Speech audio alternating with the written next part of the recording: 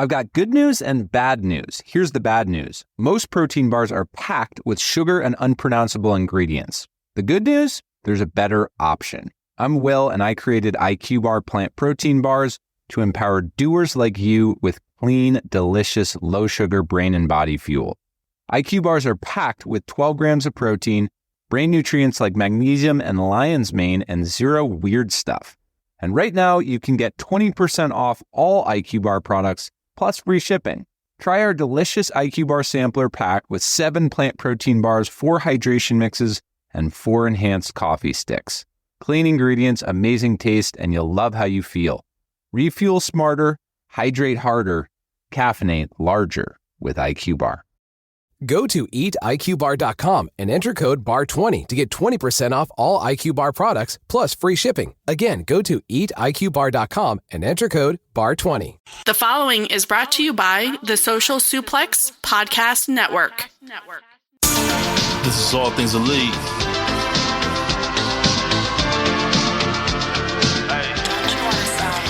Welcome back to All Things Elite. Load up the 5 minutes on when we speak.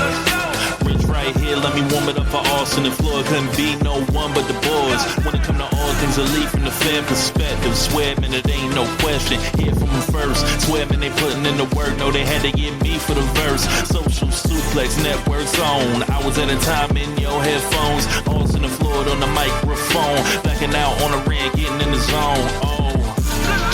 Pulling up the show, give it 7 stars, you already know. Who else could it be but the show with the proclivity for positivity? I'm gone.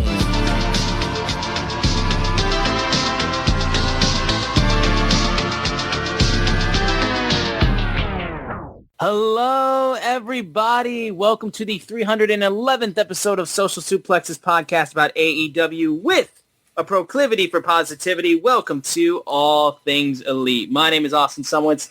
I'm the host of this lovely show. Joining with me, as always, is my good buddy and friend, Mr. Floyd Johnson Jr. Man, how you doing? Happy International Women's Month to anyone that celebrates. I am doing absolutely well. Just it's been a few weeks since we recorded, so some takes. Dude, let me tell you, after FTR did what they did, it was very hard for me not to just press record and start taking a victory lap, and then it's just because just because honestly that's the fan in me was like, oh yeah, this is my FTR, and I've gotten my FTR back, and so it's been amazing. But no, I'm doing well. Dieting, some weird stuff's going on in life and at work, but we'll make it through. I have found this. I won't call it a new show. It's new to me, but it came out a few years ago on Apple TV called For All Mankind. Oh, okay. And, dude, I think this is one of my favorite sci-fi shows ever, just because it literally changed one thing in history, and that's Russia got to the moon first on the United States.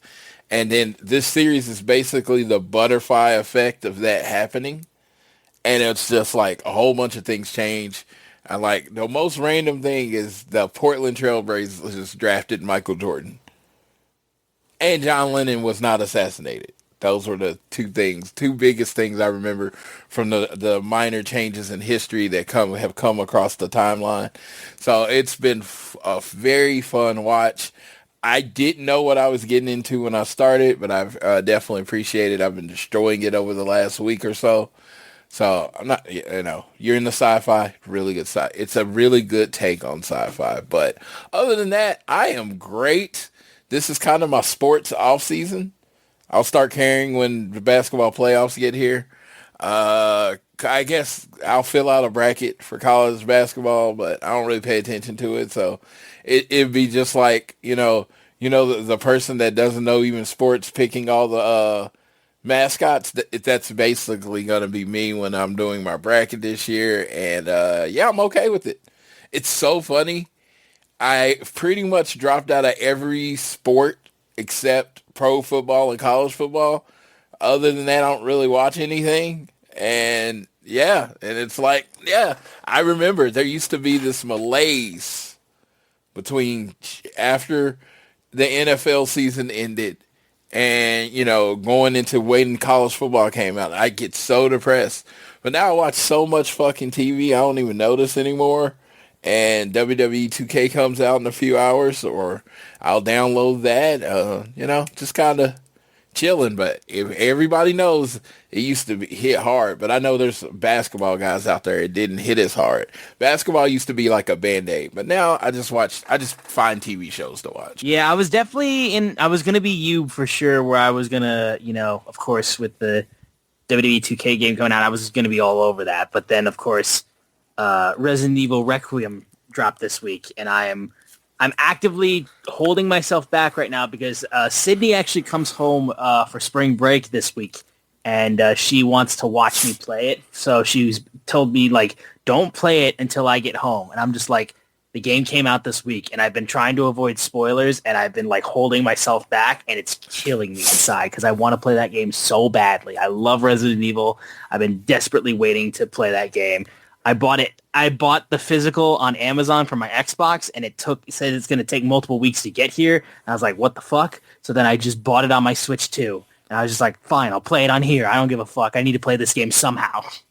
I'm just looking forward to someone from the 2K creation getting Takeshita out there so I can make him the I feel like that's going to happen within like the first 24 hours of the game being out. Because that's what I was telling people. My friend asked me on Twitter. He was like, do you think AEW is going to attempt another game? I was like, probably not anytime soon. Mm-hmm. Because most of the time now, people just go on WWE 2K. I've seen AEW Dynamite, Collision Arenas. I've seen the pay-per-views because of the Creation Suite, and they've made all the AEW wrestlers. So it's like, I'm good with that. I'm like, it's like I could just play that instead of worrying about a whole other game. Yeah. And I think too, it's like if AEW wants to make another video game, I will say this firmly. This will be a small little tangent, but they had their attempt where they tried to recreate WWF No Mercy. That was the whole focus of the game, was trying to basically recreate what's considered the best wrestling game of all time. And I think to an extent, they did that. The game felt like No Mercy. It played like No Mercy. I think the problem with the game was just the fact that, like, content-wise, like, it didn't have the most to do.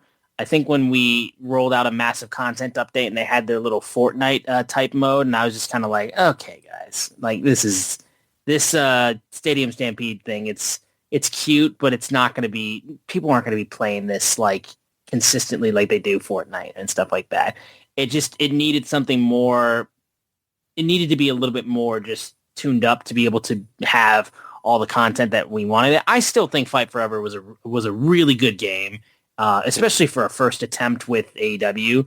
I would love to see them do another game, but I feel like for them to do another game, it's either going to have to be like super over the top, like arcadey, like fun, like it's got to be something more so of the kin. Like, I've always thought, and people think that I'm crazy about this for whatever reason. Do you remember WWE All-Stars? I do remember WWE All-Stars. Dude, I thought that game was the fucking shit. I thought it played super fun. I think if it had a couple more modes and a more fleshed out story mode, and maybe you could do other types of like GM related stuff with that gameplay, that would have been like the game of the year to me. And that's still one of my favorite wrestling games it's funny. Come out. The same problems that you had with WWE All-Stars, to me, were the exact problems with the AEW game. The story mode was limited, right? Mm-hmm. You could go through with everyone, but it was a limited story mode. There was really no GM mode. So it was just like, it limited your ability to create. I remember I got the game. I went through it with like 5 different people, my creator wrestler, all that kind of stuff. And I was like, I'm done. And then they put out that Fortnite mode, and I'm not really a Fortnite type style player.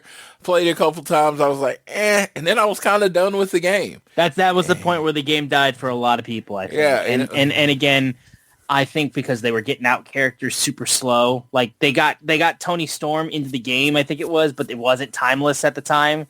Like, so it was like, well, God damn it, this isn't the Tony we wanted in the game. Like, I get the development takes a while, but like we're not up to date with this stuff. You know what I mean? It's like, it's like, you know, they talked about GM mode when AEW Games was first started, and it was a mobile game. So like, you need GM mode to be a legitimate mode in one of your like full-fledged video games. It's like if anybody ever tried to recreate like a Madden type game or, you know, a college football type game, you need dynasty mode or franchise mode. You need franchise mode. Yeah, exactly. It's just at this point, Madden has made it where it's expected in a video game. So 2K, it's the standard. And 2K and WWE have made, you know, the GM mode the standard. You have to have a way to play around with it and make your own roster, you know, and have fun with that. I know a lot of people that love it. So and again, I think the GM mode in WWE is still not perfect. I still think that like some of the older GM modes that you used to be able to do in the SmackDown versus Raw games, a lot of times are better. So I still think that if AEW was to make another one and they did their own GM mode and did their own sort of thing, I think there's 1,000% a chance that you could totally like capture fans. If you have a better GM mode, I think that's an easy selling point for a lot of wrestling fans to be like, hey, if you want a really good GM mode video game that's easy to access, that's not the online one, that's like the database wrestling one. I can't remember the name of it, but like the one that's like so in depth that it's like almost makes your head spin. It feels like a legitimate job. That is Fire Pro. Not Fire Pro. It's TEW. TEW. That's the one I was. Okay. TEW. That's the one. That's the text-based one. That's like so total, in depth. It has Total Entertainment Wrestling. Is that what? Yeah, that's what it was. Yep. And it's the one it's text-based. It's so in depth to the point where like it feels like you're actively booking the show like so realistically, but at the same time it's a little too in depth. You needed to be a little bit more streamlined. For hardcore GM fans, go nuts. But like for casuals, it's too much. If they find the balance between that, I think that's an easy selling point for a new game. Or like you mentioned with Fire Pro, if Fire Pro makes another game, I say just have AEW wrestlers in a new Fire Pro. I think that's an easy compromise. Yeah, that's what I was like when they were like, oh, let's make the perfect wrestling game. I'm like, the perfect wrestling game already exists, so just throw AEW sticker on it and let people go Fire Pro. And one more thing that was wrong. And this is of course, this game came out years ago, so you're hearing this. The creation suite sucked. Yeah. Oh, it was not. It was so limited. It was so limited. And I like, it's just that's again 2K, dude. I know people that don't even like WWE, like don't watch it. They buy the game because of the creation suite, and they go in there and they make King Kong and Godzilla and all these different wrestlers, and they never even play the game. They just create wrestlers and give them movesets, and you know that's all they do, and that's what they enjoy from it. And it was like that was lacking. The biggest, like I said, if AEW ever thought about the video game industry again, you say, hey, we're developing a game. It's not going to be out for like 3 years, and you set that standard at the very beginning. Right? So no one's like looking, because I think that's what happened. To use the entertainment, it was they created a new version of the TV show Suits. Suits got hot on Netflix, became #1 show. Everybody loves Suits. So that brought up the idea of making the Suits extended universe and doing Suits LA. It took them so long to get Suits LA on TV. All of the nostalgia and the hotness from that original Suits was gone. Yeah, right? And that's the thing. Yeah, the game took forever to come out. Yeah, and then and that was it. And everybody had that WWE 2K nostalgia. And if they would have set, expectations like, hey man, we got to do this right. It's gonna take 3 or 4 years for it to come out. I think it'd be great. But they kept saying, we're coming soon. We're going to announce this. Dude, it's coming out in 3 years. We're going to give you an update every 6 months, blah, blah, blah. And that's when it's going to come out because we want it to be more right. We want to do a full game than just have a game out. Because, again, they got it out. But I think people just didn't care by the time it came out. Yeah. And look, man, I mean, there's absolutely if Spike Chunsoft, which is the current owner of the Fire Pro series, they make a new game. We haven't had a new Fire Pro game since Fire Pro Wrestling World in 2018. So like AEW presents, or Fire Pro presents AEW, or AEW presents Fire Pro. There you go. Yeah, and more than anything too, the Fire Pro to like create a wrestler stuff, like they can create move sets, they can create taunts, they can create all different types of stuff. I own that. I think that immediately, like if they make the game feel good, because I know some people, the control with Fire Pro is tough for them to get into, but if you are able to like make the control feel really good to play with, and then you have that same insane create a character, create a wrestler community that you had with Fire Pro, you have a slam dunk, I feel like. Yeah.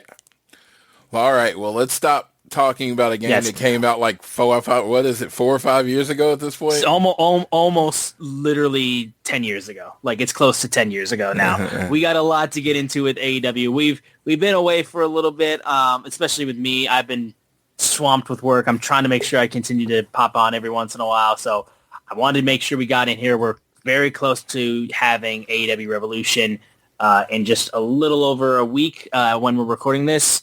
So we got a lot to get into with AEW.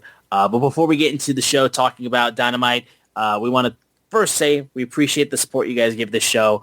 If you enjoy the podcast, please give us a download. Go find us on YouTube Music, Apple Podcasts, Spotify, wherever you're listening to us right now.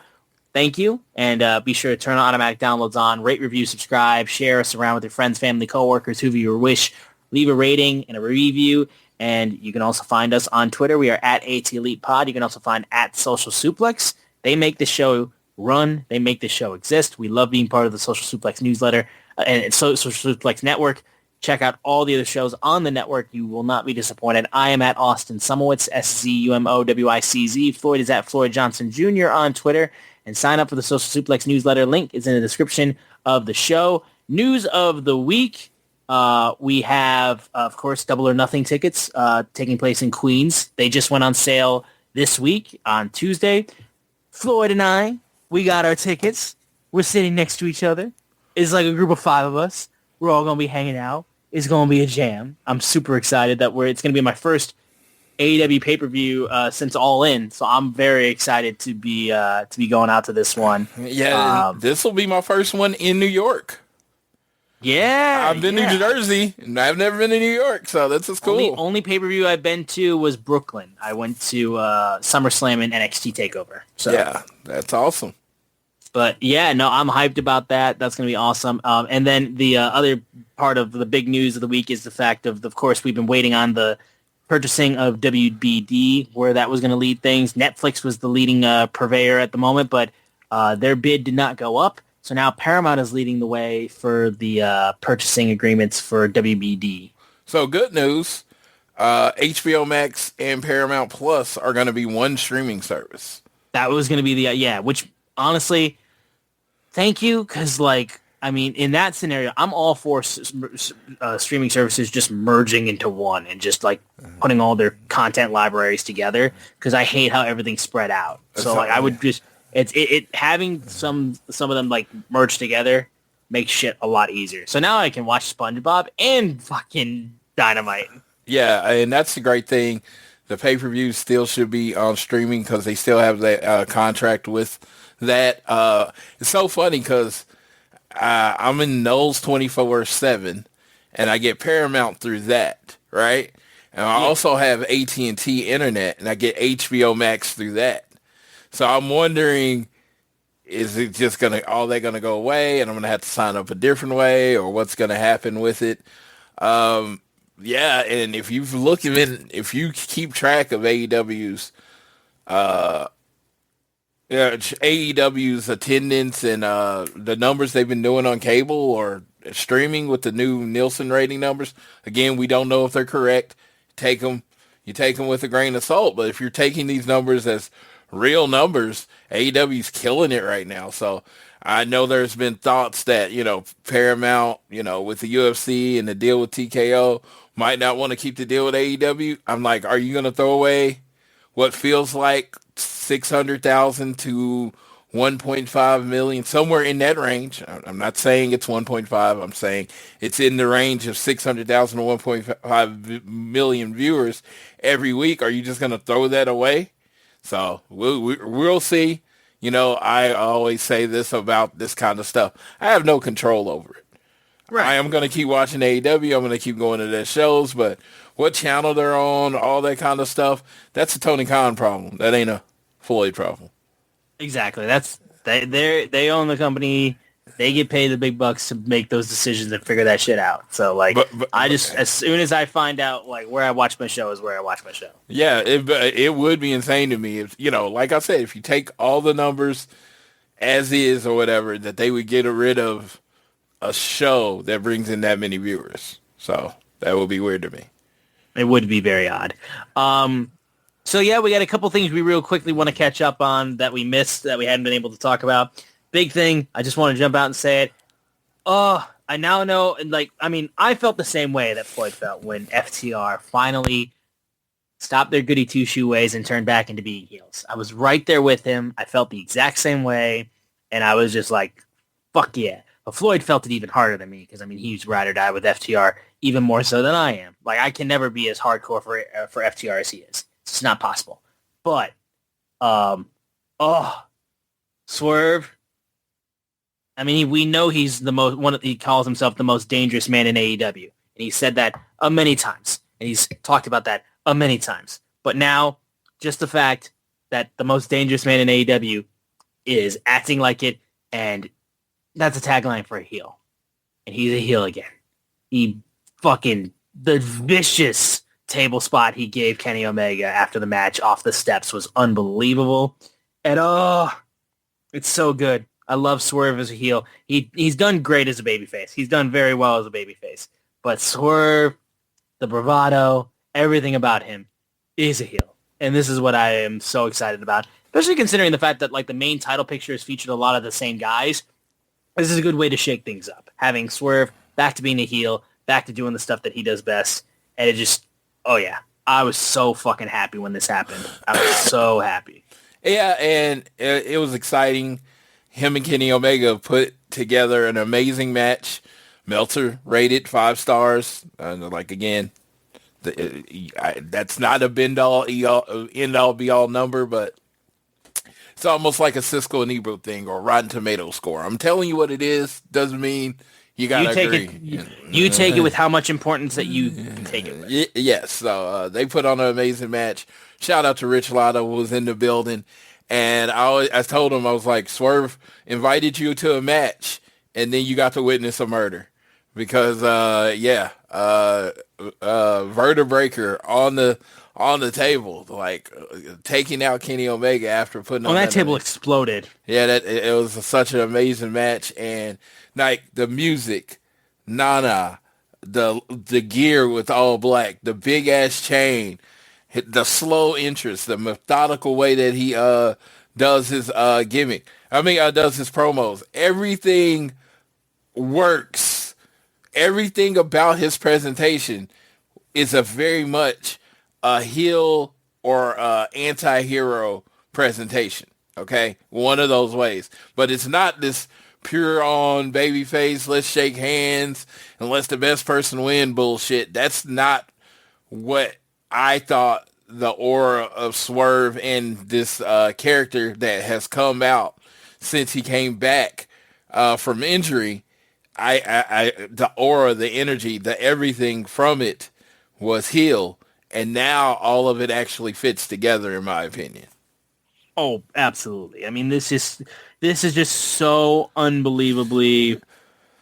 It's just so good. It's so good. It's so good. And shout out to MJF, the greatest world champion in AEW history, defending his title successfully against Zilla Fatu, defending his title successfully against Brody King, defending his title successfully against anybody who can get it, because he is better than you. Big Hebrew is better than you, and you know it. Okay, if you listen to the show, you know the ways to get us at Floyd and Austin Jr., at AT Elite Pod on Twitter.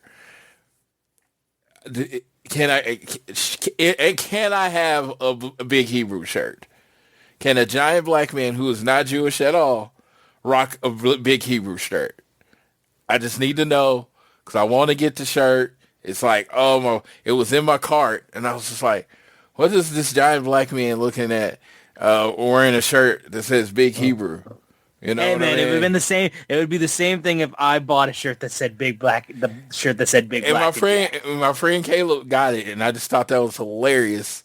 I always thought that was funny, the big black and jacket on the white dude. So I was like, can I rock a Big Hebrew? Can I rock it? So I'm asking people on here, if you care, go ahead and tag me in a post or whatever, and let me know. Can Floyd rock a Big Hebrew shirt? I feel like, who's gonna tell you no? You know what I mean? That is accurate.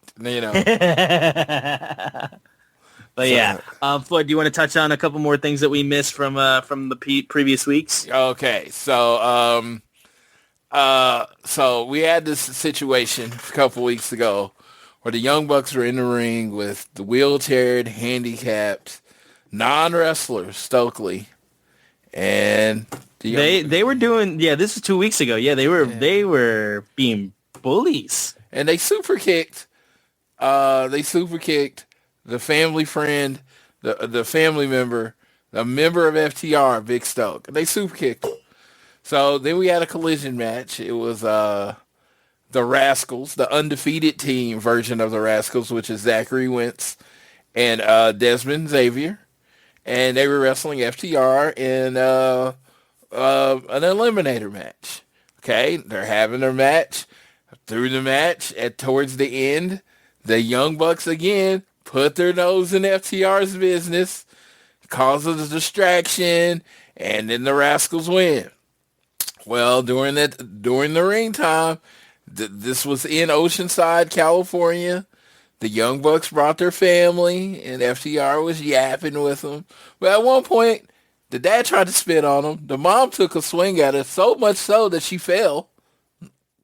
And then the brother did something. And I don't know what he did, but he crossed some sort of line because FTR dragged the brother from the side, put him in the ring, and gave him a spike pile driver while the Demand held the Young Bucks to watch it. And I was like, all right, yeah. So I heard outrage from my friends that the FTR took it too far by attacking the Young Bucks family. And I was just like, hey, man, how I see it was tit for tat. They attacked Stokely. The brother got pile driven on his head. So how I see it, FTR did not spike pile drive Malachi. The Young Bucks did. It was the Young Bucks' fault he's okay. Because we have seen in history, the Young Bucks have this terrible history of attacking non-wrestlers. They attacked the poor owner of this company, Tony Khan, who's a non-wrestler. Yes, they did. They attacked them for no reason. They attacked Stoke for no reason. FTR had to stand up for AEW. FTR had to stand up for the company. Stand up against the bullies. That is the Young Bucks, who literally called themselves the Founding Fathers. I was there at the pay-per-view when it came out. And they had to show them. What it was like when people mess with your family. Self-defense, bro. Self-defense. So, eye for an eye. FTR had to do what they had to do. Sorry, Malachi. I heard you wrestled a little bit in your time. Hey, there's the FTR rub right there. You got the FTR rub, baby. So, I bet that made his life. He's probably going to go into his high school Hall of Fame or something like that, because he had the luxury of getting spike pile drive by FTR. It's amazing. It's an accomplishment he can tell his kids about if he has any. It's like, oh, yeah, greatness touched me. So this is amazing. So shout out to FTR for standing up for us all. The Young Bucks are now trying to put their little spin on it, saying FTR made it personal. No. See, spin. That's spin. Mm-hmm. That's spin. They're trying to put FTR as the bad guys. They're not the bad guys. They're the top guys. Come on. But in LA, in the Young Bucks' hometown, 3-time AEW Tag Team Champions, FTR three-time AEW Tag Team Champion Young Bucks in Game 5 of this series. So I will say this as a wrestling fan. Whether you hate FTR, love FTR. Whether you hate the Young Bucks, love the Young Bucks. I will say this. This is serious. This is not me doing my thing about FTR. In history, we didn't really get Jordan in his prime versus Kobe. We did get Kobe and LeBron in their primes, but we got Manning and Tom Brady, right? In this case, in wrestling, this is Rock and Roll Express, Midnight Express. This is the Road Warriors, if they, Road Warriors and Demolition at the height of their thing. This is all the great things you are. There is a consensus number 1 tag team in wrestling right now, and a consensus number 2 tag team in wrestling right now. Whether you think FTR is 1 or 2, whether you think your Bum Bucks are 1 or 2, you're talking about 1 and 2. And a lot of people, the Young Bucks are the greatest tag team of all time. FTR, the greatest tag team of all time. Less people than the Young Bucks, considerably less people. I'll admit it. I'm talking straight right now. So, considerably less people think the FTR is the greatest tag team. But you are talking about, without a doubt, 2 of the longest tenured tag teams in wrestling. Young Bucks, almost 20 years, no breaks. FTR, 11 years, no breaks. If you look at your favorite tag teams, they don't last this long, right? They just don't. They have their breakups and all that stuff, and they get back together, but neither of these teams have done that. So when you look at it, you should appreciate getting to see the Young Bucks and FTR. And unfortunately, I even say this with me. My scale for FTR and Young Bucks is so high from the very beginning, it is literally almost impossible for them to hit it. Because in my mind, 7-star match.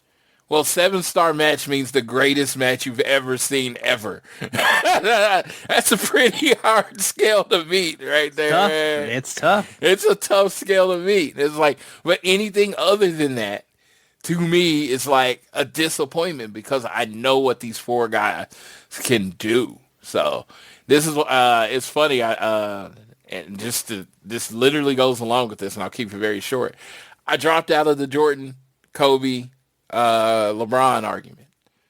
Not because I didn't believe it. I said, I'm going to stop arguing who was best because I'm going to start arguing that I am lucky enough to have lived my whole life seeing all of Jordan playing. Yep. All of Kobe playing. And all of LeBron playing. I got to see these 3 masterpieces of basketball players, not including Tim Duncan, not including Shaq, all the other great players that I got, but I got to see all of this greatness. And I'm going to choose as a fan to celebrate that I got to see all 3 of them play more than argue over who was best, because everybody has their opinion. That's how I feel about FTR and the Young Bucks. I am an FTR fan, but I am very clear that my second favorite tag team is the Young Bucks. I've never had a problem with the Young Bucks' work. They're probably one of my favorite in-ring performers ever. And I even say on a match-by-match situation, the Young Bucks generally have put on more entertaining matches with a more variety of people in wrestling. So it's like I have nothing but appreciation for the Young Bucks. I might play aside when we're talking about Revolution coming up, but I have nothing but appreciation for that tag team. And that's where I hope everyone else, I can't tell you how to be, but where I hope everyone else is appreciating that you get to see these 2 tag teams still being good in a time where they can still be great. This is not 52-year-old Young Bucks versus 52-year-old FTR. All 4 of these men are relatively the same age. They're kind of in their wrestling primes towards the end. So appreciate it. I don't know if this is the last match, the second to last match, the third to last match, but you should appreciate these matches when you get the chance to see them. Right. Yeah, okay. So I'm done with that. For sure. Yeah, but that was a huge moment for seeing FTR get their get back on the Young Bucks family after they wanted to make it personal. And then, yeah, again, the Kenny Swerve match, like I said, the match itself was amazing.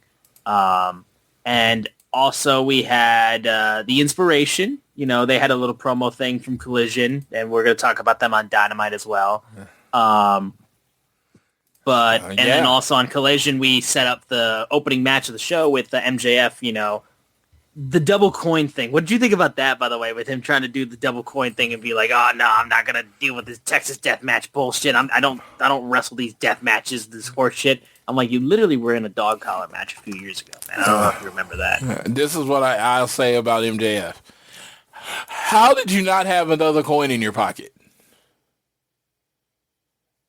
Dude, everything is on card for this guy, I feel like. Yeah, so like, it feels like you should have had a second coin that was normal. Like, yeah, this is normal quarter. Normal this quarter. Man's never. This man is not a hustler. Yeah, so like, yeah, you can't keep the quarter. You take the or do this one. This is my favorite thing. You have them flip it, get the coin, and then just throw the coin out in the crowd. Like, yeah, it's gone. Oh, that must be a different quarter than the one I threw. No, this was done perfectly well. I do, I say faces have no friends in wrestling, but AEW does go against the trope. Faces aren't stupid in AEW. They, Hangman's gonna question it. It's like he's not just gonna like, oh yeah, you got me, Max. No, he's gonna be like, okay, no, that was too easy. Max was too confident. What the hell is going on here? So no, that was pretty cool moment. I thought it was executed well, as in him getting mad, and then Tony Khan was like, no, we're not flipping the coin again. You tried to screw us over. You got to wrestle Hangman in Texas Death, a match that he's 5-1 in, a match that he hasn't lost since I think Swerve beat him a couple of years ago. And he's on fire. It's the Hangman's match. It's like it's Undertaker in Hell in a Cell or a casket match. I guess you could say it's like Shawn and the Iron Man match or something like this. This is his match. Can you go to be sadistic enough in Texas Death to take out the Hanger? So that should be fun in that way. And what else? And then on Collision, you had MJF like raging about it, and then Kevin Knight came out and challenged, was talking a little bit, and that's when MJF challenged him basically, like, you really think you want to go up against me? And then challenged him for Dynamite, which led into the opening match of the show. I think in terms of everything else major, I think we'll just move on to Dynamite from this week, I think. Yes, I think that's all the big things. Oh yeah, Konosuke Takeshita was your New Japan Television Champion. He won it at the New Beginning in Trenton, in the New Beginning in the USA in Trenton, New Jersey, about a week ago. And so shout out to Takeshita, because Okada said in the video, everybody's going to be a champion except Takeshita. And I'm like, well, Takeshita's already a champion. Yeah, hey, about that, brother. About that. The man's been away from New Japan for a bit too long, it feels like. But I will say, this is step one. This is our first step before we make Konosuke Takeshita the new belt collector. Yes. We are day 683 of Okada's consecutive championship reign in AEW. He has been a champion in AEW for 683 days. And this is so that is kind of crazy. Yeah. So like literally he signed in March, won his first title in April, and has been a champion ever since. They respect the hell out of Okada, I'll tell you that much. But like I said, Konosuke is going to be the new belt collector. Yeah. This is step one. Let's go. The New Japan TV title, step one. He's going to be the new belt collector. We're making this shit happen. Come on. So we'll go ahead and get into AEW Dynamite from this week, which took place in El Paso, Texas at UTEP. Shout out UTEP. Show opened up with the AEW World Championship being defended by MJF, taking on 1/3 of the Trios champions, the Jet, Kevin Knight. MJF immediately showing disrespect, face-washing him, and was clearly not taking Kevin Knight even remotely seriously. He was just doing the typical MJF stuff, disrespecting Kevin, and the whole story of the match basically was Kevin Knight was catching MJF and nearly upset the AEW World Champion, but in the end, ref bump and MJF using his dastardly tactics leads to him retaining the title. Now, of course, it's a match that we knew the outcome from. It was more than a week away until his Texas Death match with Hangman Page at the pay-per-view. We knew that wasn't going to get thrown out of whack, so the outcome was never in doubt. But huge for Kevin Knight. I mean, like, because I feel like out of Jet Speed, Speedball has been the one that gets the most shine out of Jet Speed. So seeing Kevin in a singles match with the world champion on the first match of Dynamite, I think continues to show everyone that Kevin Knight can go. And I love just his speed and athleticism that he has, the way he carries himself in the ring. The dive where he jumps straight from the floor to the barricade, does a moonsault onto MJF on the outside was wild. And also, just as somebody who it's very nitpicky with me, I always talk about how great of a seller MJF is. He was put in the Tree of Woe. Thank you for actively trying to get yourself out of the Tree of Woe instead of just laying there, hanging upside down. He was reaching, trying desperately to get himself unhooked from the Tree of Woe. Thank you, because then that's set up for the Coast to Coast, which looked fucking badass. But yeah, there looked like he had the whole thing set up basically. On the way down when he hit the UFO splash, MJF kicked Bryce Remsburg into the middle rope. He had the pinfall counted 1, 2, 3, 4, 5, 6, 7. Then when Bryce started counting, he kicks out. And by the time he tries to go for a second UFO splash, knees up, then throws him up. Heat Seeker, 1, 2, 3. He retains. Looks like he's going to hit him with the Dynamite Diamond Ring. That's when Hangman is on the ramp, staring him down. Speedball comes in, gets a nice little super kick to the mouth, which was a great strike. And that's when he's knocked down, levels him, and then takes MJF, and he goes running away while he checks up on Kevin Knight. Really good opening match. I thought this was fast-paced. It was exciting. It was, again, nothing too, we knew MJF was walking up on top, but I feel like it was just really good to just showcase Kevin Knight. I think it was a great tune-up match for MJF going into the Revolution match. And yeah, the ref bump was well done too. I love how that was able to sell it, and everything like that too. But yeah, it was really good. And I think the Jet just shows that, if Jet Speed breaks up and just goes off to do singles things, Speedball's not the only one that can find success in the singles division. Like the Jet can do that too. Kevin Knight can do that as well. Well, Kevin Knight you can clearly tell he is somebody AEW sees in the futures of their singles division. And that's where I am, with AEW as, a fan. It's I'm not looking next couple years, next show, whatever. I'm looking 5-10 years in advance because, I said, I want AEW. I want to die watching AEW. When I have whatever, I want to just slowly fall asleep during the episode of Dynamite and call it a day.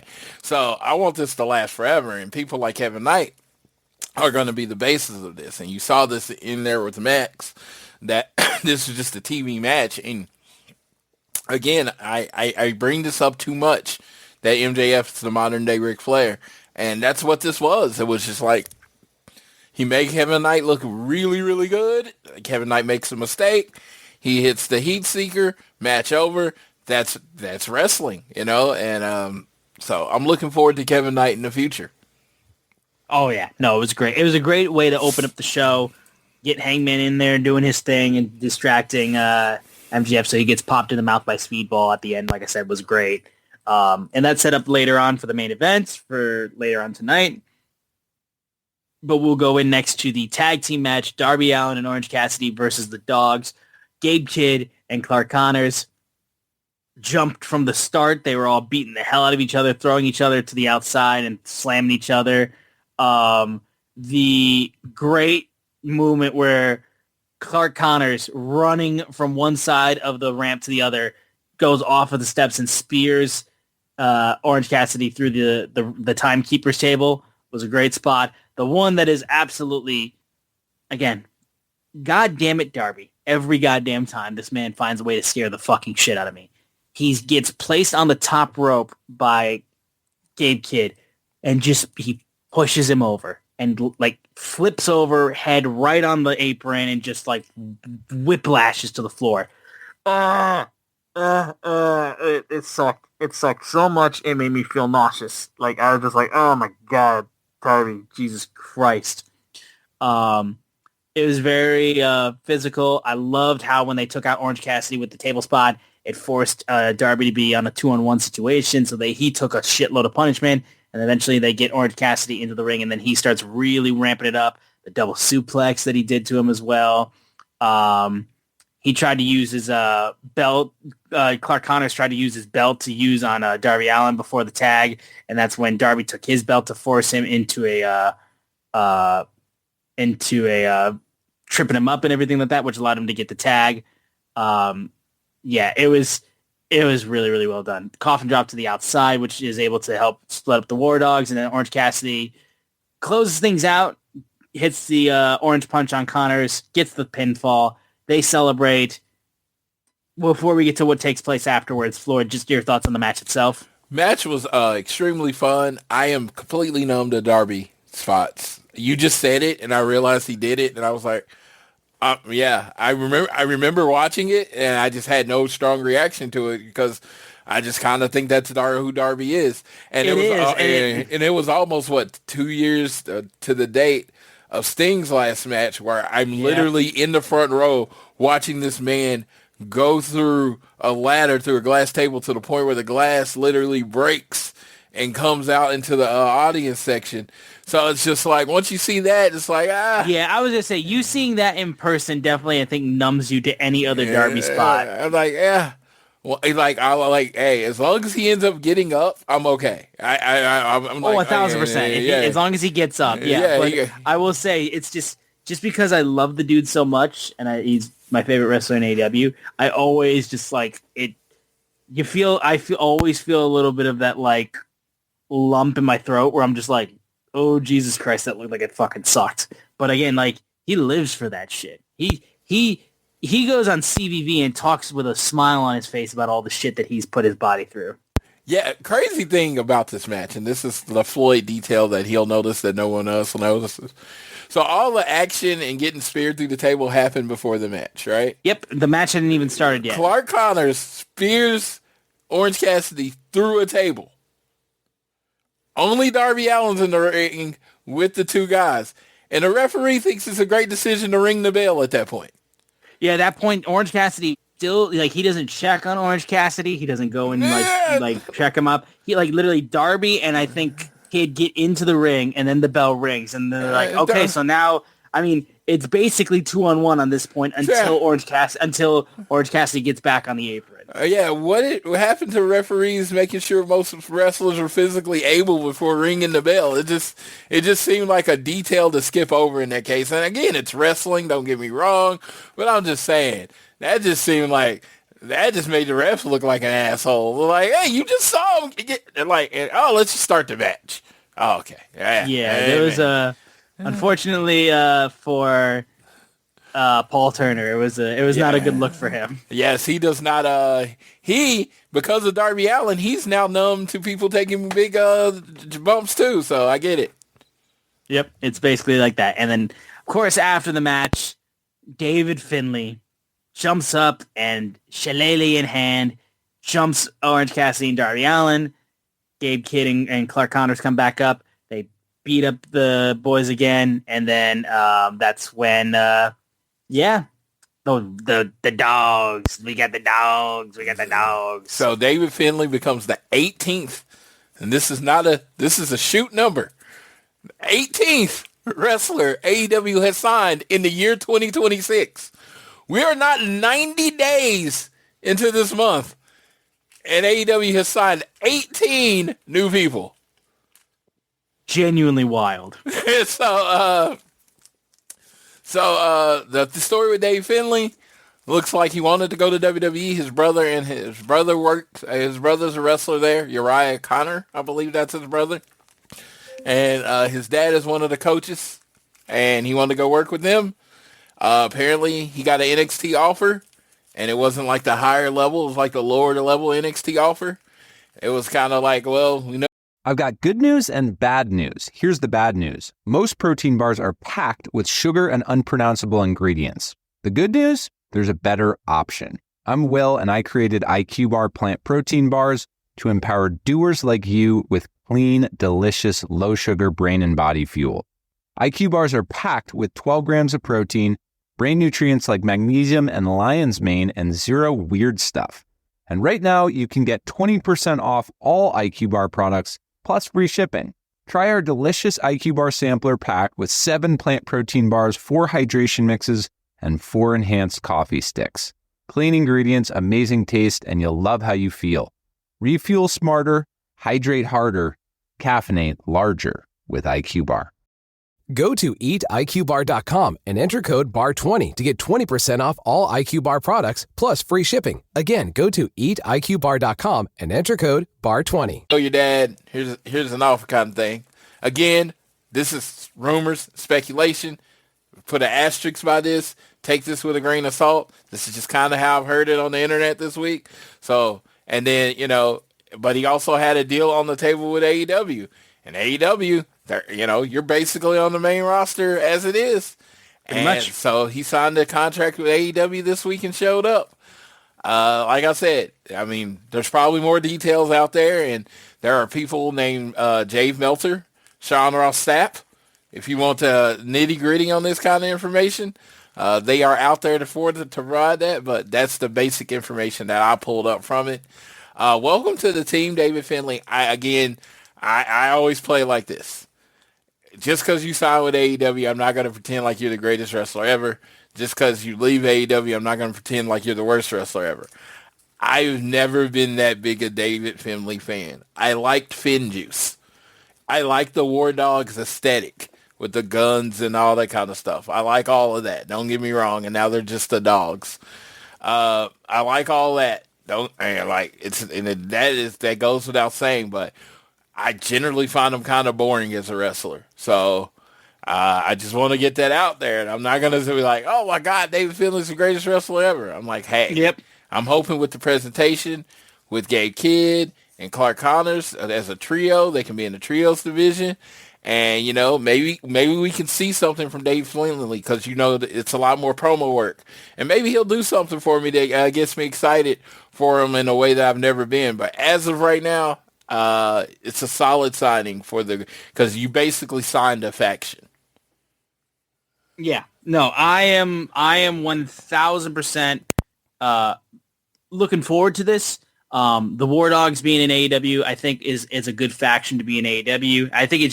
I think this more so makes me happy because it means that Gabe Kidd is going to get a ton more time on TV. I think that makes me more happy too, just knowing that. Because I enjoy me some Gabe Kidd and his saucy little attitude. But yeah, I'm interested to see how David Finlay stacks up in AEW. It's going to be a fun time. But yeah, I mean, it's just a cool moment for sure. We'll see how things shake out. But I'm excited. I will be excited to see what they actually end up doing with him. So we will see how it all works out. But we then go on. We had a little backstage segment with Andrade El Idolo talking about Bandito, how they were going to be facing each other at Revolution. And then we had the Brawling Birds face the Inspiration. My girls. I didn't get to talk about, of course, we mentioned the Inspiration after what took place at Grand Slam Australia and how they appeared on the house show and how they're signed to AEW. And I love them. And I'm torn with this because I'm one of the few people I feel like in AEW that were excited when the Inspiration got signed. I saw a few people that were a little bit more confused, being like, this is more of a WWE tag team, that's very character focused. How is this going to shake out? To me, I just saw the instantaneous of I want to see these girls interact. I want to see the Inspiration with Cassie and Billy. I want them to interact with Tony Storm. I want all the Australians in the ring together, and I want them to just bounce off each other. I need it. They got squashed. They got squashed by the Brawling Birds. You there, Floyd? That was on me. There's no other way to say it. Yeah, they got squashed. It's like everybody's like, oh, not everything that you see on TV is a squash. Nah, this was squash. They lost in 2 minutes. They were going to do their insurance again, and yeah, they were full Jey Uso. Run it back. Yeah, and that didn't work out in AEW. The whole running it back thing doesn't work out in the dub. So they just got ran through, and it was crazy. I was not prepared for it. I was a little shocked, and I was just like, "You brought him in for that?" And then I'm like, you know what? Trust in Tony. He's going to do something with this. They're going to make something of this. So I am patiently and waiting. again, I'm not necessarily worried about the inspiration looking strong, because again, they're not a fully comedy duo, but I mean, they're pretty heavy in the comedy era in the area. So I like them having this kind of interaction like that is funny, but I would also say too, I want them to win matches and I want them to do stuff, like them getting squashed is an interesting decision, but I will say, if it leads to something, I'm all for it. But yeah, it caught me off guard. I was not expecting, and again, good for Alex Windsor and good for Jamie Hayter and stuff like that. The Rolling Birds, they are finally, we have something with Jamie that I feel like there's some legitimate excitement about this, because I've been so happy with Jamie being back, but she's not even gotten remotely close to how people felt about her before she got hurt. So now we're finally we got it. Yeah, and I mean in essence, this is the female version of Davis and Doyle. So this is a big bruising tag team for Tony Khan to get, and I love that they do the heart attack, which is amazing as their finisher from Bret to Hitman Hart. They don't execute it well yet, but again, 2 matches, we'll see. It needs to look a little more smooth, in my opinion, and this is coming from again, I'm a little more critical when it comes to all the tag teams and the tag team work. So when you got FTR and Young Bucks in the building, you better bring your tag team game every time. So they just did a little squash match. So I get it. Yes, and also let's put respect on this as well. Remember, I get more Harley Cameron because of the inspiration, because she sings their theme song. So, again, all the Australians. I want Tony. I want Harley. I want the inspiration. I want an Aussie 4-way. So whose theme song does she sing? She sings the Inspirations theme. Oh, okay. Did not know that. Yeah, she did their theme. I'm pretty sure she did it when it was TNA as well. So okay. So shout out. Hey, we're gonna get some. I think this is gonna lead somewhere. But the inspiration. It doesn't make sense for them to be this unstoppable team coming into AEW. You know what I mean? So them losing is not a problem. Yeah, the squash is just the thing that caught me off guard. I'm not mad about it. I'm more so being okay. Yeah, the match lasted 3 minutes. Yeah, so yeah. What am I going to say? If anybody can flip it, it's Peyton. It's Peyton and Jesse. Yeah, it's Cassie and Jesse. Cassie and Jesse. That's their name. Cassie and Jesse. Yeah. Yeah, I want to call them. I called her Billy when she was still Billy Kay. Yeah, it's Cassie Billy and Peyton. Yeah, Cassie and Jesse. So let's go. And it's funny because that's just their real name. So it's exactly. Yeah. So. We had Hangman Page also compete in a squash match, beat Marty Snow in 2 seconds. He talked about how he was putting his entire career at stake to do what MJF's parents should have done and teach him a lesson. And he's like, you know what? I have no conscience in Texas Deathmatch. I will rip you, tear you, and I will only let you lie when I am finished. And that's when MJF comes out, and he's like, didn't you see I just whooped your boy Kevin Knight's ass earlier tonight? I don't want to have to do the same thing for you. And then that's when Kyle Fletcher, Okada, and Mark Davis jump Hangman Page. They triple team. And that's when Kevin Knight and Mike Bailey come off. They chase him off, the Don Callis family. Don Callis then comes out with Lance Archer, and he starts talking about how you greedy... one thing about me is I hate greedy people. You already have the trios titles, and now Paige wants the world title. Kevin Knight wants the international title after he already challenged for the world title, and now we've also got Speedball trying to go after the TNT title. You jealous people and selfish. So you know what?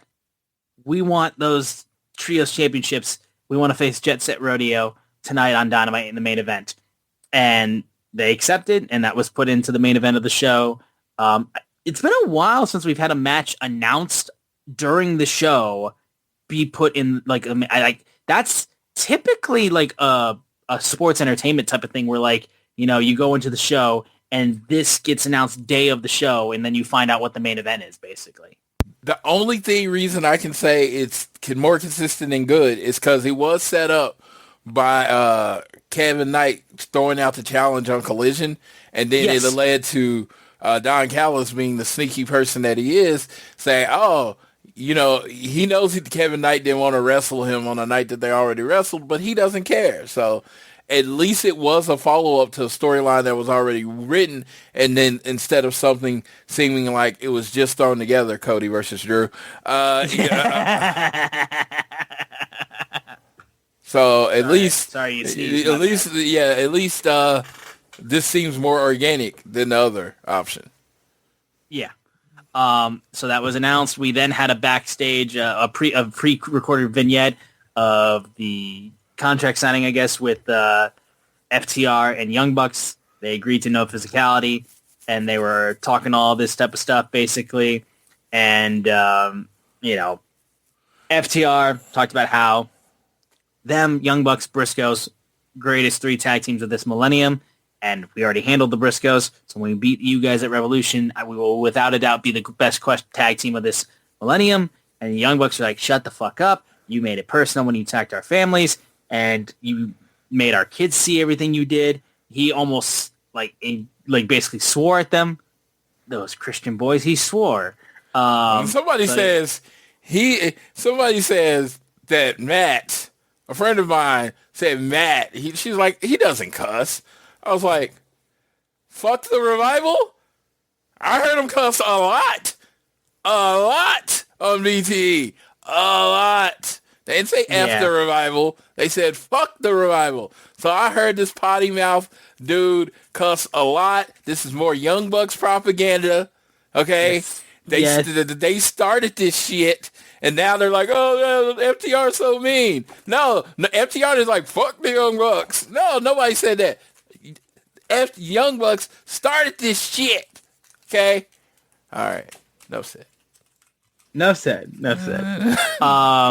But yeah, so Young Bucks basically said, you know what, we want to handle you in Los Angeles so we can take the tag team titles for a record-breaking 4th time in front of our family and leave you in a puddle of your own piss and blood. And Cash was like, you know what, we will hope your family's there too so we could teach them another lesson. And you know what, we understand the no physicality. You didn't do that for your boy, though. And once again, the bad friends that the Young Bucks are, allowing Brandon Cutler to get punched in the mouth once again. Like, Brandon, why are you still with these guys? Yeah. Like, genuinely, like, I'm all for, you know, like, you know, they got you a job, you know, you feel obligated to them and stuff like that. They're bad friends to you. They are bad friends. The Young Bucks, I have never seen an instance where the Young Bucks have actively done something for Brandon Cutler. Has he gotten a championship match? Has Brandon Cutler, in his time being hired by his friends and being contracted with his friends, has he ever... Jungle Boy, Jack Perry. Seems like... I think Brandon's known the Bucks longer than Jack has.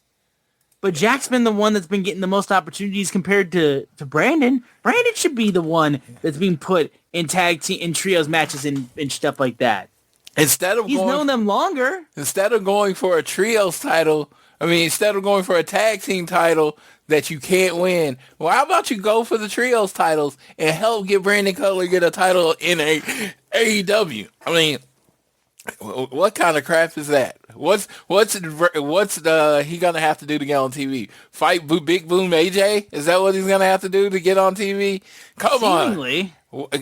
FTR, you got your brother physically involved. Can't get Brandon Cutler in there. What is going on here? But I just want to let you know, friends and family of the Young Bucks, y'all better watch out, including my girls Kendi and Laura. Y'all better watch out. Anyone can get it.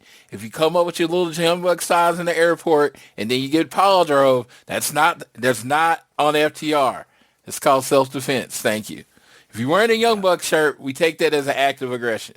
Okay? Okay. I will give you this. The last time Brandon Cutler actively had a shot at a championship, he was in the Royal Rampage back in 2024, where he had a chance to be the number one contender to the world title if he had won that. So hey, there you go. You got thrown into a fucking battle royal, basically. That was his last chance that he was given to be, even remotely involved. And then his last Dynamite match, like actually on Dynamite, was in April of 2023, where he got squashed in 3 seconds by Claudio and Jon Moxley with him and Michael Nakazawa. You know why they got beat up like that? Because of the Young Bucks, because of their relationship with the Young Bucks. He just needs to move on. He just got to realize they're just bad for him. Yeah, it's that simple. Yeah. Just like, what? Like, hey. Had a run. Spread those wings. Spread those wings. Like, does his character in D&D have wings? Maybe. Spread your wings. Fly away. He was a dragon, and dragons mostly have there wings. You go. There you go. Fly away. Hey. Fly away. Hey. This man does no good for you. FTR will take care of you. Look how they're taking care of Big Stoke. Yeah. They got him a beautiful wheelchair. Hey, dude. And somebody messed with Big Stoke, they pile drive the guy's family. That's just how it happens. They back you up, dog. They got you. They got vengeance for Big Stoke and all the Stokely family out there. Okay, so. All right, we move into the Continental Championship Eliminator match. Jon Moxley versus Hechicero. Crowd was really into this match. I loved seeing how excited they were for this match. You could definitely see how it being in El Paso, they were really gassed up for this match. Moxley, the early parts of this match, Hechicero's trying to do like the little test strength thing where he goes down on a knee and then goes and raises his hands and like trying to do the test of strength arm grapple basically. And as he tries doing that, eventually Moxley knocks him down, and then he just starts doing the fucking hand wave with his hands on the knees. It's already become a GIF, and it's like, it's so goddamn funny. Like, it's so funny. There's a moment where Hechicero is doing the uno, dos, tres on the corners, and then Moxley bites his fingers. But this was really, really entertaining match. I thought this was a really nice, strong match. Gave Hechicero a really good spot in this as well. Moxley was being bent around. They were trying to get him to tap basically on multiple occasions, but eventually afterwards Moxley gets the Death Rider and gets the pinfall victory. But yeah, I thought this was really well done. Crowd, like I said, I loved how the crowd was into it. I thought the spin cycle, the way they shot it, I love how they show the spin cycle that Hechicero does, and they show the overhead camera view. It's so cool. It looks so sick. But really, really good. And then there was a stare down between Moxley and Konosuke Takeshita as they tease their match for Revolution as Mox is talking from the crowd. Really, really well done. Yeah, this was great. Hechicero, Mox has been on this streak. If you're talking about that most outstanding wrestler award, I don't know how anyone's ahead of Mox at this point. He's the first match or is something like that in Dynamite every week. He puts on a 15-minute match that you remember for the rest of the week, and he's just solid. And the Continental title feels super important because he's in it. And, he gets the pleasure of, wrestling to Konosuke Takeshita. So big time. Also, Hechicero, I didn't notice this. Actually, someone pointed it out on social media, I think. But Hechicero actually got a new theme too. Really? Yeah, I didn't even realize it, but apparently this was a new theme for him. Okay, that's cool. So, yeah. We go into there's a little backstage promo real quick with excuse me. There was a backstage segment with a little promo with Thunder Rosa, teasing her match later on in the night. And then we had Brody King comes out and immediately is like, you know what? This man talking about how he's the most dangerous man alive, and in AEW. So he calls him out, and that's when Prince Nana comes out. He's like, you know what? I heard you. I'm sure you want to do this with Swerve. You know what? I will oblige. Here's the real most dangerous man in AEW, Swerve Strickland. Swerve's got a new song. I love how it still includes him talking about whose house it is, but it's not the typical one that has people cheering along with it. So he took away people's ability to do the whose house in the theme song. And it sounds badass, I will say. I do like the new theme. And that's while Brody's waiting for Swerve, like staring down the ramp. That's when Nana then waves. And then it turns out Swerve is coming from behind. He's got a chain. He beats him over the back of the head with it. House call, then wraps the chain around his neck, pulls it over the ropes, and basically screams how, you know what? Hey, this is how you tame a dog, basically. You just chain him up. And I taught Kenny Omega a message last week, and I have to send the same message to you.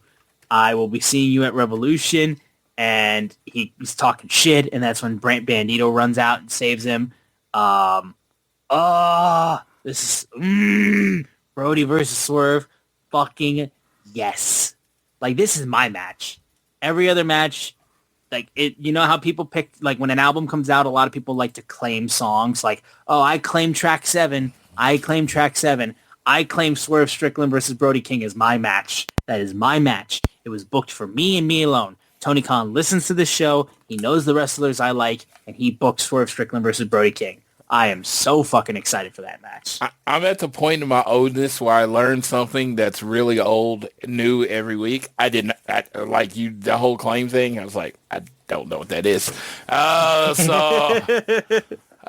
Yes, I claim. Yeah, you claim FTR Young Bucks is what you claim, dude. It's really tough.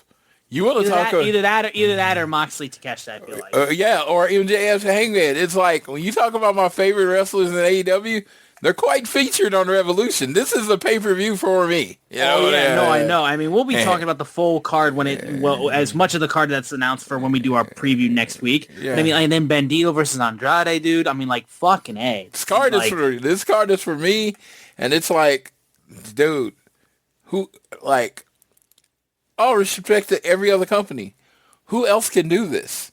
Genuinely. This card, the Revolution card that's coming out, tell me who else can do this. You have no idea how much I'm going to try to bully Jared to go to this show. Like, it's in LA. It's at Staples Center. Like, he needs to go to that. You know I'm going to be there, so. Oh, I know. Yeah. You need to bully him and actively get him to legitimately show up instead of, like, pussying out like he did the last time. Dude, there's this thing about these LA people, and I don't know if Jared listens to the show. The LA people are spoiled. Uh-huh. They get, like, 6 Gaga shows and 19 Beyonce shows. And he went to go see Beyonce, and then Kendrick Lamar came out. Yeah, and then WWE is there every 3 months, and, you know, AEW's. So they get spoiled, and then they were like, I don't feel like going to this show. You know, like, you live in Oklahoma, it's like, oh, dude, we're over here we're fiending like some heroin addicts, just wanting some real talent to come in our building. Fucking when's the last time I've had AEW in goddamn Detroit? Shit, I was there the last time it happened. It was literally last time. It was like, come on. I need a pay-per-view. Where's our pay-per-view? Exactly. We've been screaming about this shit for years, dude, TK. The LA people, the New York people, the Florida people. Spoiled. I'm calling y'all out. You're spoiled. Y'all get so much good shit. Y'all just like, I'm just going to skip this. I'm just going to skip a great pay-per-view. So Jared, I'm calling you out. It's going to be the best pay-per-view I ever seen in your life. And you can go for free, you know, just like I offered last time. Yep. But we'll see. We'll see what he does. I'm going to text him the card, and I'm going to show him, and I'm going to be like, listen, man, like, because when you bailed on Floyd, he was literally going to have you go to the show for free. He wanted you to just enjoy yourself and hang out. Just get a ride to the show, man. That's all you had to do. Literally just take an Uber and then just get there. That's all you had to do.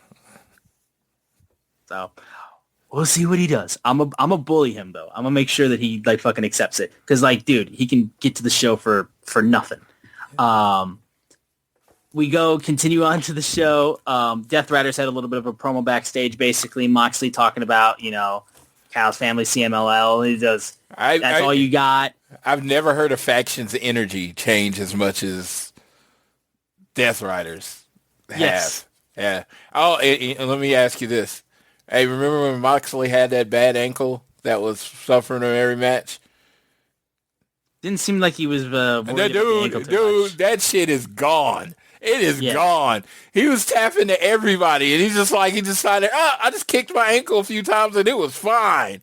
Yeah, it's fine. I just basically beat my ankle into field. This ankle that was destroyed so much over a 3-month period that was tapping to everybody. Oh, it's fine now. Oh, it's fine. We're good. And I love it. Yeah. So, yeah, and it's funny. Moxley's, I think the last loss was to, like, Kyle O'Reilly or something like that. Yeah. And, no, it was Takeshita. So, Right. I mean. But, no, I will say, too, I forgot to mention, too, from the Moxley match when Marina Shafir was walking him out to the ring, she was staring down the ring of the camera and was like, Tony, make me laugh. Make me laugh, Tony. Like, I don't know if she was talking to Tony in the back, like TK, or if the camera guy was named Tony, because she was screaming that basically as she was staring down the lens of the camera, walking out from the crowd. You talking about Marina Shafir? Yeah. Oh yeah, she was talking about Tony Storm. Oh, Tony. Okay. Yeah. Did you forget your favorite Tony is who she might be talking about? Bro, when I tell you, like I said, I've been trying so hard to like keep my thoughts in track, but I've been having to catch the shows in pieces a lot of times. I told you I literally went back to watch this show multiple times to make sure I had all my thoughts together, and like I'm missing shit. So like you're keeping me like I'm running through everything as I see it, like making sure I got all the stats and the information for the show that we watch. Yeah. And then a lot of times it vanishes from my brain. I miss a lot of the hardcore details. You normally catch them better than I do because I have to fucking keep track of all this other shit in my real life. Yes. Well, Tony Storm and Marina is being set up. I don't know if it's going to happen at Revolution. I don't know where it's going to happen. Because I knew they were feuding with Orange Cassidy and Tony Storm and everything like that. So her saying "make me laugh." Okay, it makes sense now when you say that. I thought it was a rib. Yes. I thought it was a rib. Yeah, she calls Tony a little cute, funny character, and she's like, "No, I don't do cute and funny.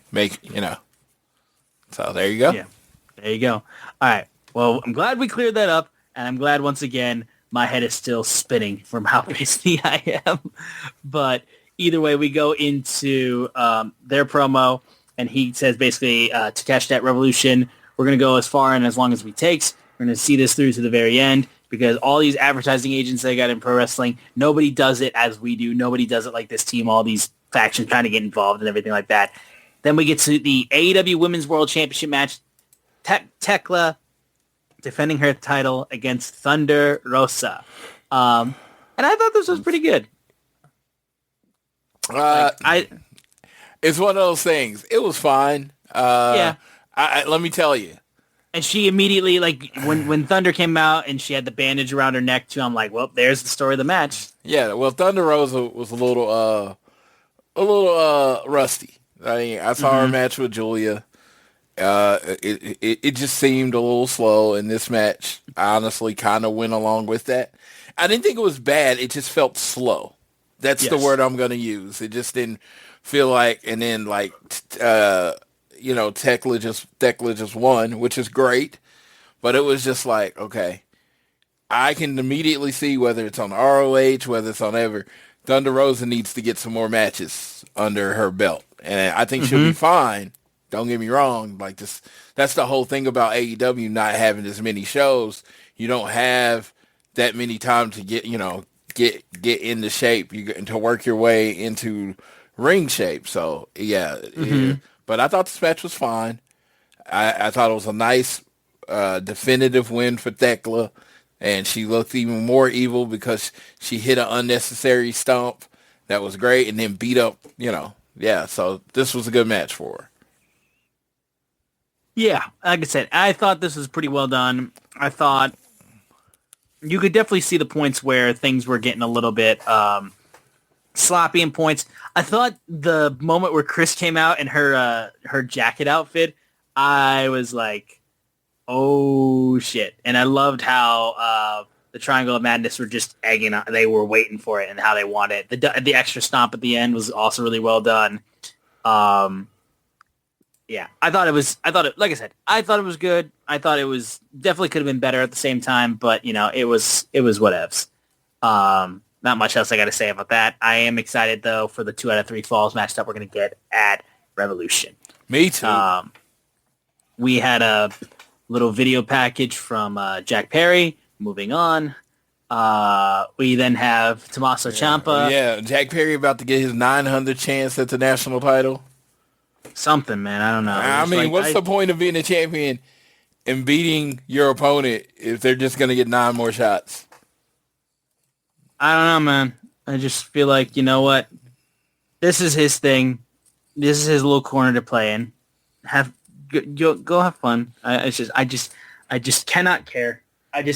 You're not going to get me to care.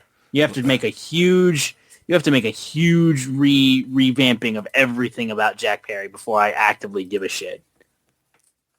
Yeah, I can't say that. It's just like I said. To me, once you lose, you lose. It's like back down the ladder, find something new to do. Yeah, give me a new person.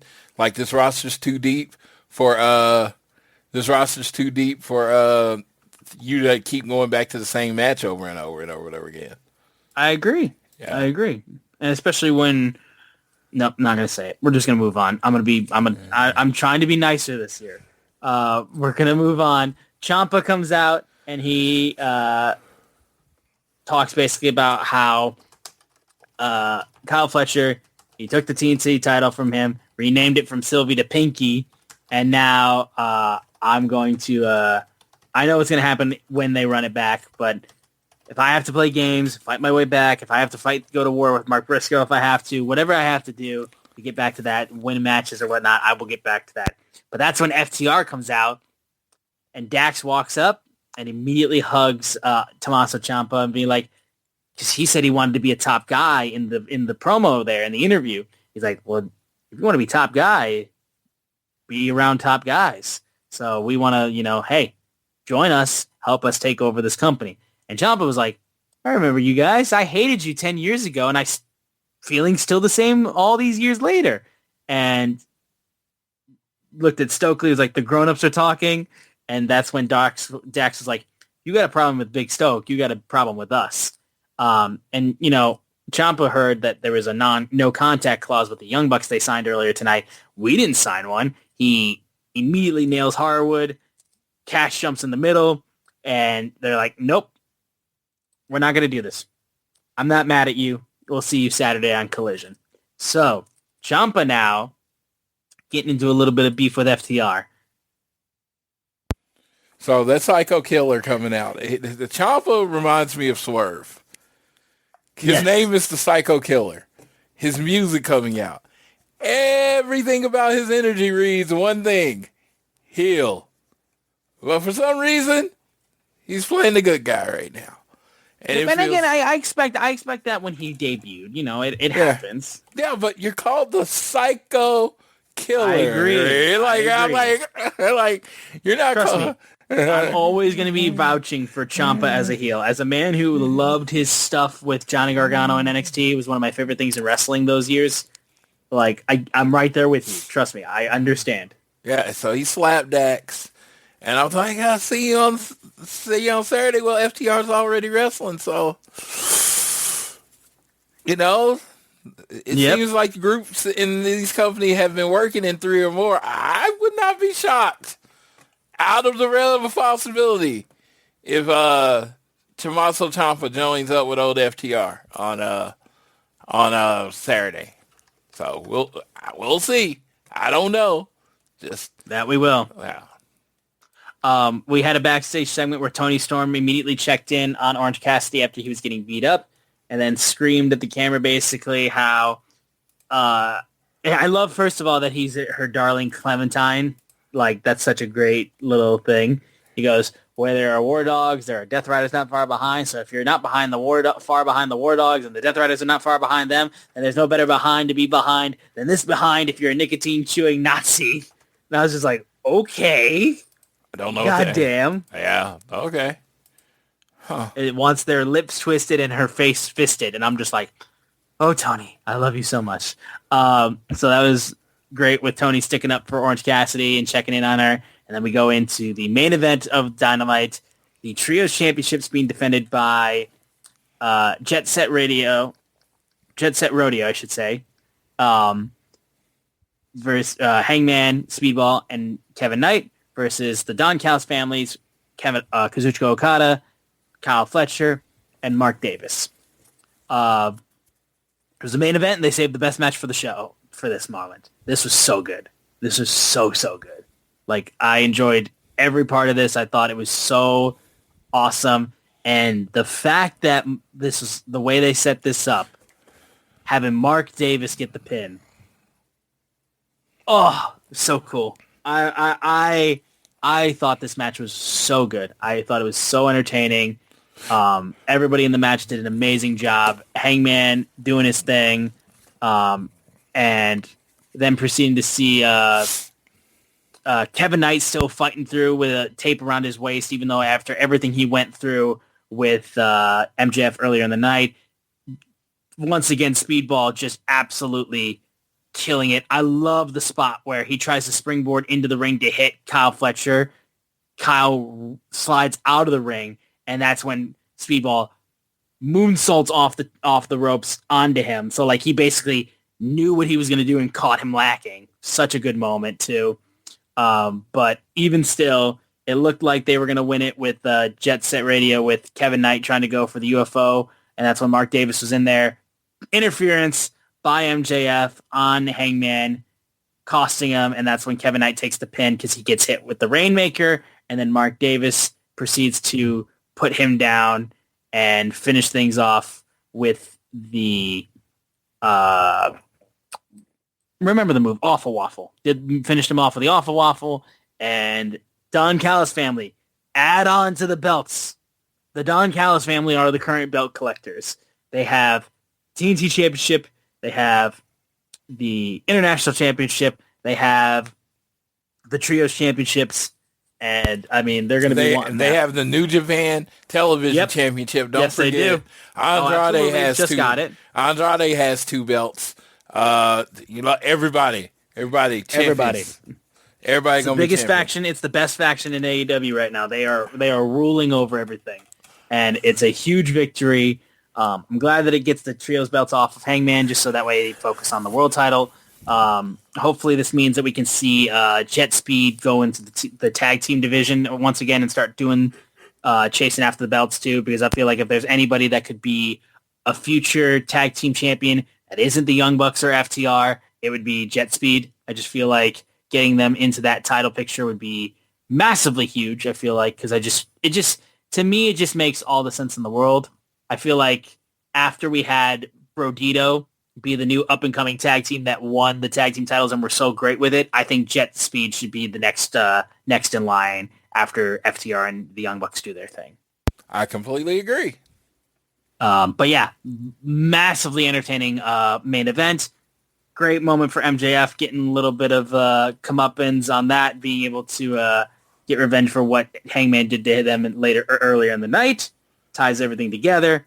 Just a little bow on top of the show. That was really, really well done. Yep, absolutely. Great show. Great show. I know some people are like, this is Proto Okada with Mark Davis. I'm like, no, this is Aussie Open with Okada, okay?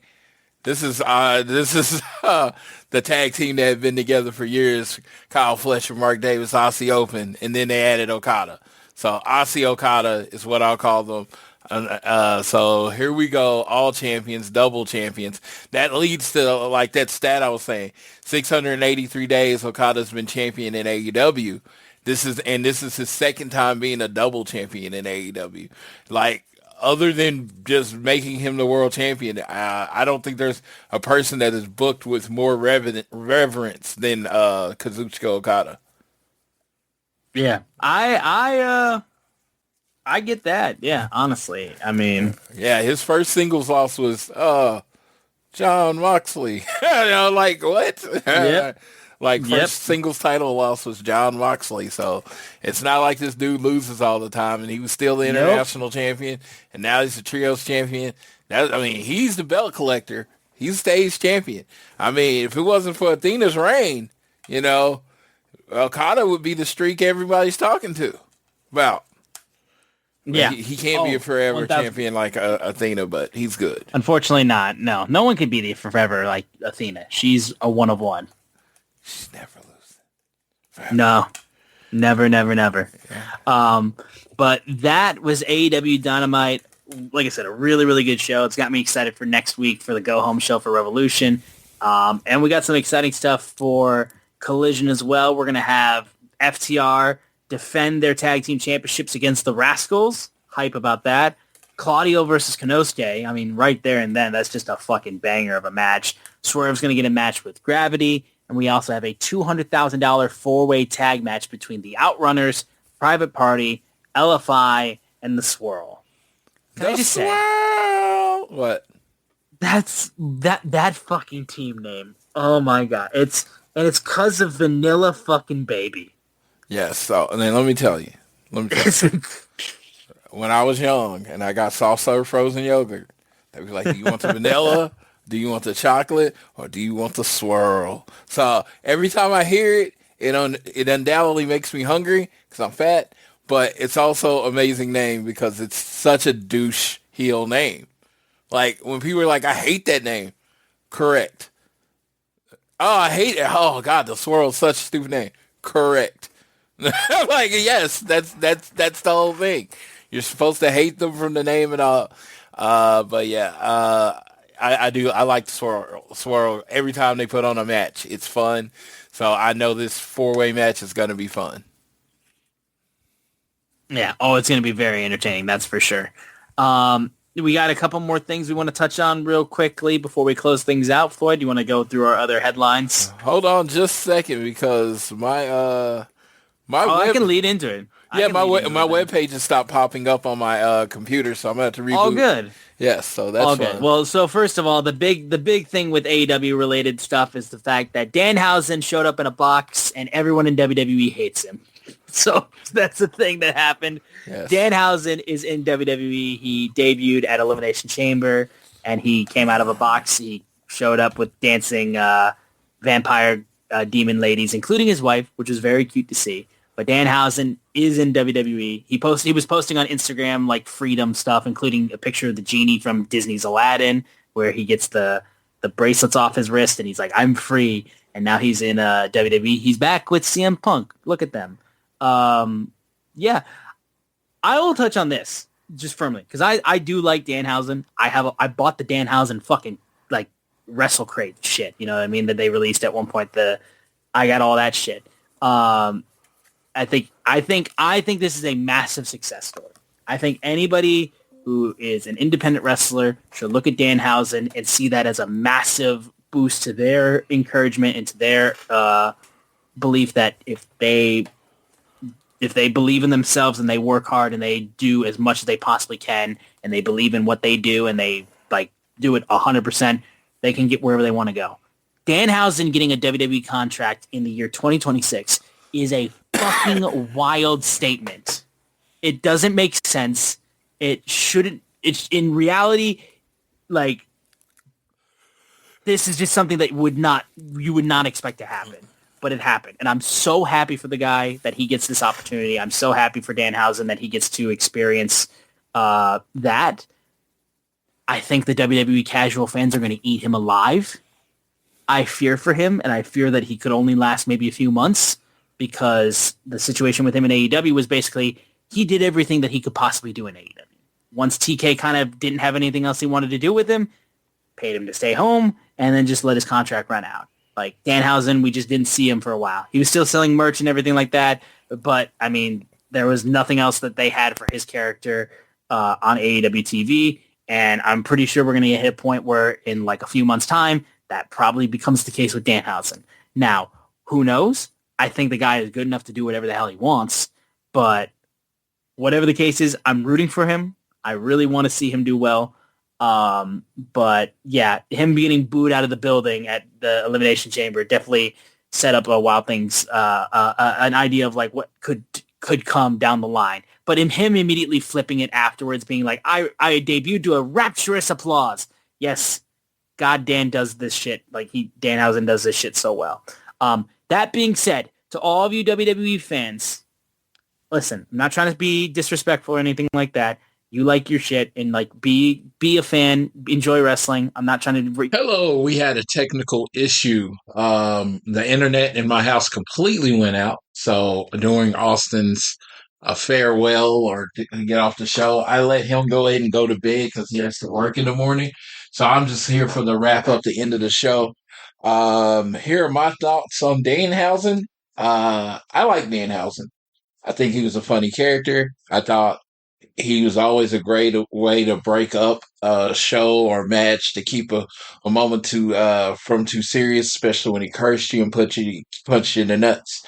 But even when he was in AEW and I was enjoying him, I knew he was a better fit for WWE. With the backstage segments and their continuously long show, you need those acts like R-Truth, Joe Hendry, Danhausen to break up the monotony of a 2.5 hour, 3 hour show. I feel like that's the role that he's going to fit. I am very happy that he is in WWE because, like I said, I believe that's the best place for him. As an AEW fan, I'm not going to pretend like he sucks now he's in the WWE. I'm pretty much have the same feelings towards him as the way I did before. So congratulations, Danhausen. Keep being very nice. Keep being very evil. On to the second thing, AJ Styles. We've talked about AJ Styles on this show, but I just really wanted to say it looks like we can actually put to rest AJ coming to AEW, at least for now. It's one of those things. I'm not going to speculate on it. I'll believe it when I see it if he ever shows up. Of course, I would have liked to see him against Will Ospreay in his form now and Kenny Omega in his form now and, have some tag team matches, maybe him and Samoa Joe versus FTR or just to match him versus Samoa Joe. Any of that would have been great. I would have liked to see him go back to TNA, but he made the decision that's best for him. On the Good Brothers, he's going to spend time with his family. He said he kind of started noticing some neck problems. The one thing I'm happy about, and I think as a wrestling fan, as a general pro wrestling fan and a fan of the people that do it, I'm happy that he's getting to walk away on his own terms. I'm happy he's not being forced out because of an injury or anything like that he is making the decision, spend time with his family, still work for the WWE, work on the new people that are coming in. All that you would think, as where I am in AEW, I wouldn't like it, but I love it. I love it for him. I want him to be good. I want all my favorite wrestlers to walk away and be able to live a semi-healthy life. I understand there's injuries that linger forever and it'll probably never be 100% normal.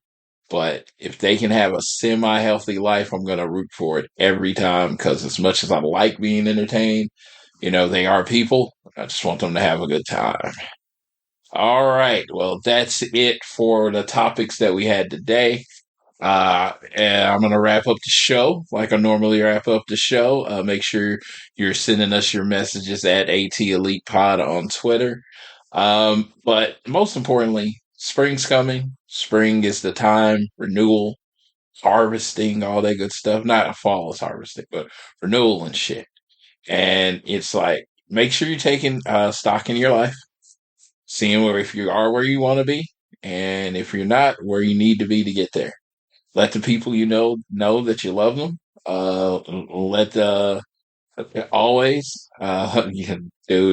Just dealing with weird shit at work. A coworker of mine passed away that we weren't super tight, but we talked, and he was a good guy. So it's just another reminder this week of how short this life is. So if I'm not saying it's realistic to tell them every day, but make sure you tell the people you know that you love and that you see often how much you love them all.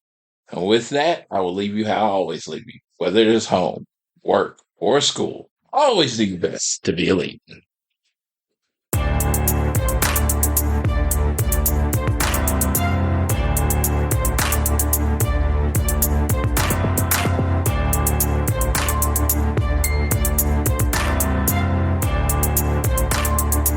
If you're a podcast host, listen up, this one's for you. My name is Allie Jackson. I'm the host of Finding Mr. Height, a dating and relationship podcast that I've been doing for 4 years now, sharing my positive and practical approach to dating that's built on my own life experience. And I wanted to share another experience that I've had, my secret behind monetizing my show. It's called Red Circle, and I was just telling my colleague about how much I love their platform. With Red Circle, not only am I getting a seamless hosting experience, but I also love the support I receive in ad sales. It's not just typical ad sales either. It's targeted opportunities based on my show and my life. And the platform is super simple. You just set your preferences and Red Circle matches you with sponsors that align with your show. You can vet every opportunity and their platform gives you great analytics. More recently too, my Red Circle team has brought me opportunities outside of my podcast on social media to really augment the podcast partnerships, bring them full circle. I just can't recommend them enough. If you want to give it a try, go to redcircle.com to get your free trial. That's redcircle.com for a free trial.